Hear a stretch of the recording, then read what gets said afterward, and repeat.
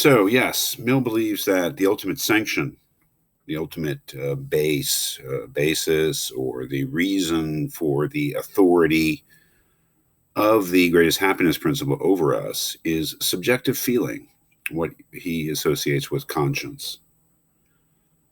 Which is really, as I said, a rather startling admission, I suppose. And this way of thinking about the ultimate sanction of a moral standard, he contrasts with what he calls the transcendental theory. And that's important. That is, somebody like Kant would say that ultimately it's the principles of pure reason which are not subjective but objective that are the basis for the authority for something like categorical imperatives. That is something beyond ourselves, something external to the human mind or external to human nature, which serves as the basis for morality for Kant. Mill denies that. Right? Ultimately, things are good, or things present themselves as good to us because of feeling. And as he says, this is what I was looking for before, so that there is hardly anything so absurd or so mischievous that it may not, by means of these influences, be made to act on the human mind with all the authority of conscience. That's the sort of the Brave New World, the Aldous Huxley idea that if you repeat something early enough and often enough to human beings, they'll take it as a self-evident first principle, no matter how crazy it is. And Mill is admitting that. But then he's arguing that although the ultimate sanction, the ultimate ground of the greatest happiness principle is subjective feeling, that's not all that's to be said. For instance, at the bottom of page 70, he says something quite interesting. He says, but moral associations which are wholly of artificial creation, when intellectual culture goes on, yield by degrees to the dissolving force of analysis. Let's say that we had some other standard for morality. Let's say that we all were taught to believe that what is good is what our political leader says is good. Say we have a dictator traditionally, and whatever they say is right, we regard as right. Now, that could be a viable standard for a while, right? But he thinks that something like that would yield to the dissolving force of analysis. That is, it would eventually be revealed as being completely arbitrary, that we should regard what one person says is good to be good. Whereas the greatest happiness principle holds up to critical scrutiny. Its ultimate sanction is feeling, the fact that we have a feeling associated with it, but it's also more rational, I suppose, without it's more durable. This brings up all sorts of problems, but if you see what he's saying here is almost anything could serve, at least temporarily, as the basis for a morality for a community. But the greatest happiness principle has all sorts of advantages insofar as he believes that, well, society is heading towards something like this already. I might have said last week that it's pretty much impossible to separate Mill's politics from his ethics. And what I mean by his politics, his beliefs about what needs to be done and what is being done to build a better society for everyone. The greatest happiness principle, in some ways, is a political creed as well as an ethical one. It's one that's meant to guide institutions, guide legislation, guide how we distribute wealth and power and all sorts of things in society, and how we distribute goods in society like education and healthcare and things like that. So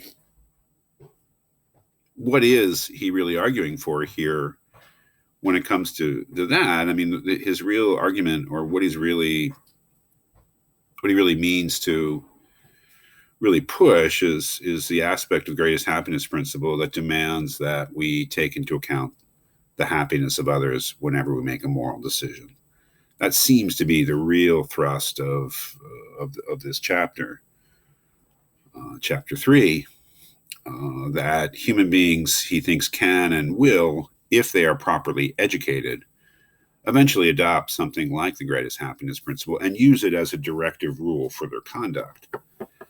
And mostly he's concerned with the ability of human beings to take into account the happiness of others in the decisions that they make.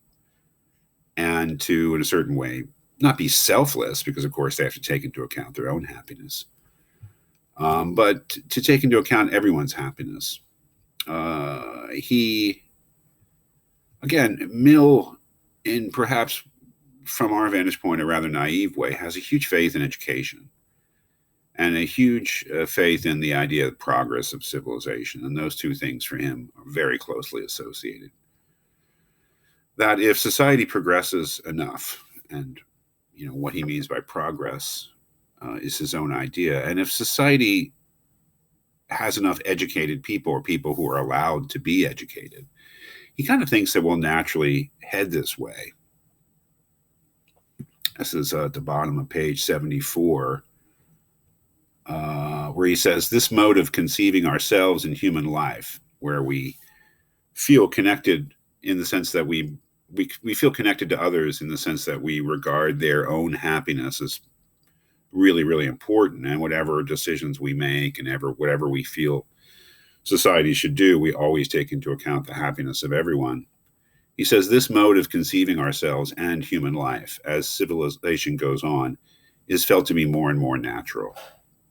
Every step in political improvement renders it more so by removing the sources of opposition of interest and leveling those inequalities of legal privilege between individuals or classes, owing to which there are large portions of mankind whose happiness is still practicable to disregard. That is, he's recognizing that human societies are becoming more equal, that it's harder just to dismiss somebody because they're a peasant or a serf or a slave, that as societies progress, they become more egalitarian, and it just becomes natural that whatever decisions we're making, we have to take into account the interests of everyone. He thinks, and I would agree with him, actually, that things are heading towards that anyway. So what I think he's basically saying is that the day of the greatest happiness principle has really arrived. Again, this is both the progress of society as he sees it, and what naturally, the kind of feelings that he believes people naturally develop when they are educated. So he continues and says there, in an improving state of the human mind, the influences are constantly on the increase, which tend to generate in each individual a feeling of unity with all the rest, which feeling, if perfect, would make him never think of or desire any beneficial condition for himself, in the benefits of which they are not included. I think he's, again, maybe naively, but saying that as we become more cultivated, as we are allowed to develop our thinking and our individuality, we just naturally feel that whatever advantages we're able to get in life, they should be shared with others. And so I think he's in a way arguing that the day of the utilitarian standard of morality, the day of the greatest happiness principle, is arriving, because society is moving towards it naturally.